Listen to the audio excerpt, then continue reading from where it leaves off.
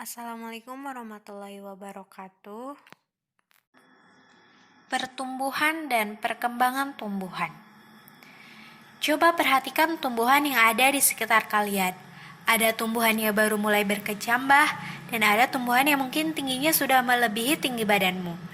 Bagaimana tumbuhan yang mula-mula hanya berbentuk biji dapat menjadi tumbuhan yang demikian besar?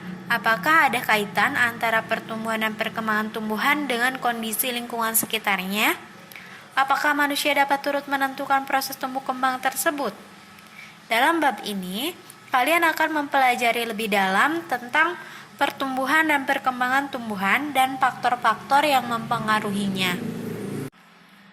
Pernahkah kalian melihat buah yang matang jatuh dari pohonnya atau daun-daun yang berguguran? Kenapa hal tersebut bisa terjadi? Apa sebenarnya proses itu?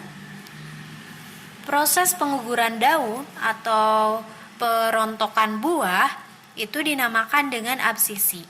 Peristiwa gugurnya dedaunan tumbuhan tampak seperti kejadian alam biasa, namun ternyata tidak demikian. Bagi para ilmuwan yang meneliti sungguh-sungguh fenomena yang diistilahkan dengan abscission ini, absisi adalah suatu proses yang dilakukan tumbuhan untuk memisahkan dan membuang organ tumbuhan seperti dedaunan, kelopak bunga, dan buah yang tidak lagi diperlukan tumbuhan atau yang terserang penyakit. Absisi yang terjadi pada daun dan buah merupakan contoh penuaan. Ada beberapa faktor yang mempengaruhi, antara lain hormon pertumbuhan yang mengatur pertumbuhan.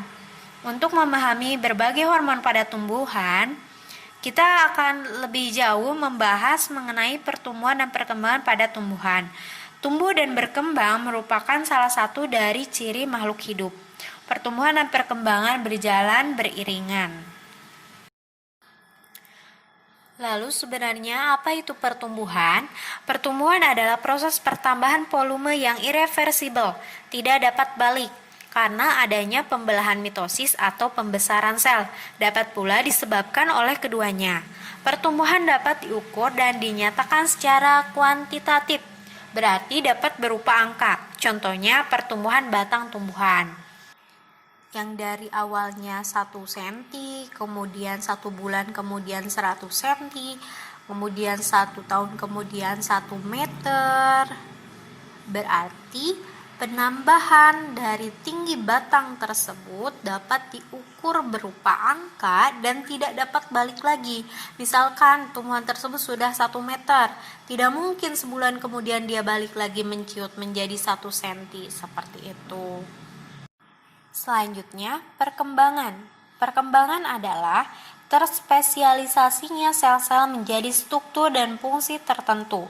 Perkembangan tidak dapat dinyatakan dengan ukuran, berarti kebalikan dari pertumbuhan. Kalau pertumbuhan itu dapat diukur berupa angka, sedangkan perkembangan itu tidak dapat dinyatakan dalam bentuk ukuran, tidak berupa angka, berarti bersifat kualitatif. Seperti itu, tetapi dapat dinyatakan dengan perubahan bentuk dan tingkat kedewasaan. Seperti halnya pada manusia, ada istilah kan, yang tua belum tentu dewasa, seperti itu. Jadi kedewasaan itu tergantung dari organismenya masing-masing. Ada yang cepat perkembangannya, ada yang lambat, seperti itu. Pertumbuhan dan perkembangan pada tumbuhan dimulai dengan perkecambahan biji. Kemudian kecambah berkembang menjadi tumbuhan kecil yang sempurna, yang kemudian tumbuh membesar. Setelah mencapai masa tertentu, tumbuhan akan berbunga dan menghasilkan biji. Dari pernyataan di atas, coba simpulkan mana yang termasuk pertumbuhan, mana yang termasuk perkembangan. Coba tulis di buku catatan kalian. Proses perkecambahan melibatkan 2 proses, yaitu proses fisika dan proses kimia. Yang pertama, proses fisika. Proses fisika ini terjadi ketika biji menyerap air atau dinamakan dengan imbibisi. Kemudian yang kedua, proses kimia. Dengan masuknya air, biji mengembang dan kulit biji akan pecah. Air yang masuk mengaktifkan embrio untuk melepaskan hormon giberelin. Hormon ini mendorong aleuron, lapisan tipis bagian luar endosperma, untuk menyintesis dan mengeluarkan enzim. Macam-macam perkecambahan. Perkecambahan biji dapat dibedakan menjadi dua. Yang pertama ada epigeal, yang kedua ada hipogeal. Perkecambahan epigeal adalah apabila terjadi pembentangan ruas batang di bawah daun lembaga atau hipokotil sehingga mengakibatkan daun lembaga dan kotilodon terangkat ke atas tanah, misalnya pada kacang hijau. Yang kedua, hipogeal. Perkecambahan hipogeal adalah apabila terjadi pembentangan ruas batang teratas epikotil sehingga daun lembaga ikut tertarik ke atas tanah, tetapi kotiledon tetap di dalam tanah, misalnya pada biji kacang kapri. Mengapa perkecambahan bisa terjadi? Apa saja syarat-syarat yang harus dipenuhi? Syarat-syarat perkecambahan dapat terjadi, yang pertama, air yang cukup. Yang kedua, suhu yang sesuai. Yang ketiga, udara yang cukup. Dan yang keempat, cahaya matahari yang optimal. Jika syarat-syarat tersebut tidak dipenuhi, biji akan tetap dalam keadaan tidur atau dorman. Lamanya biji dorman bertahan hidup dan mampu berkecambah sangat bervariasi bergantung pada spesies dan kondisi lingkungan. Faktor-faktor yang mempengaruhi pertumbuhan dan perkembangan pada tumbuhan dibedakan atas faktor luar dan faktor dalam. Yang pertama, faktor luar. Faktor luar itu faktor yang berasal dari luar tumbuhan. Yang pertama, makanan. Makanan adalah sumber energi dan sumber materi untuk mensintesis berbagai komponen sel. Nutrien yang dibutuhkan tumbuhan bukan hanya karbon dioksida dan air, tapi juga unsur-unsur lainnya. Ada yang bersifat makronutrien dan ada yang bersifat mikronutrien. Kalau makronutrien itu diperlukan dalam jumlah yang besar. Contohnya ada karbon, oksigen, hidrogen, nitrogen, sulfur, fosfor, kalsium, kalium, dan magnesium. Sedangkan yang mikronutrien itu dibutuhkan dalam jumlah yang kecil. Contohnya ada zat besi, klorin, tembaga, magnesium, seng, boron, dan nikel. Jika tumbuhan kekurangan sebagian nutrisi, maka tumbuhan itu disebut mengalami defisiensi. Defisiensi ini mengakibatkan pertumbuhan terganggu dan jika berkelanjutan akan menyebabkan kematian. Misalnya kekurangan nitrogen yang merupakan unsur pembentuk klorofil akan mengakibatkan daun menguning atau disebut dengan klorosis. Pada umumnya, tumbuhan mendapatkan mineral dari dalam tanah. Tapi untuk mendapatkan hasil tumbuhan yang optimal itu bisa ditambahkan dengan pupuk organik maupun pupuk anorganik. Yang kedua, air. Tanpa air, tumbuhan tidak akan tumbuh. Air termasuk senyawa utama yang sangat dibutuhkan tumbuhan. Air berfungsi antara lain untuk fotosintesis, menjaga kelembaban, dan membantu perkecambahan biji. Oleh karena itu, siramilah tanaman di pekarangan rumah kalian secara teratur dengan air secukupnya untuk menjaga kelangsungan hidupnya. Yang ketiga, suhu. Pada umumnya, tumbuhan membutuhkan suhu tertentu untuk tumbuh dan berkembang dengan baik, yang disebut dengan suhu optimum. Suhu paling rendah yang masih memungkinkan tumbuhan untuk tumbuh disebut suhu minimum. Sedangkan suhu paling tinggi yang masih memungkinkan tumbuhan untuk tumbuh disebut dengan suhu maksimum.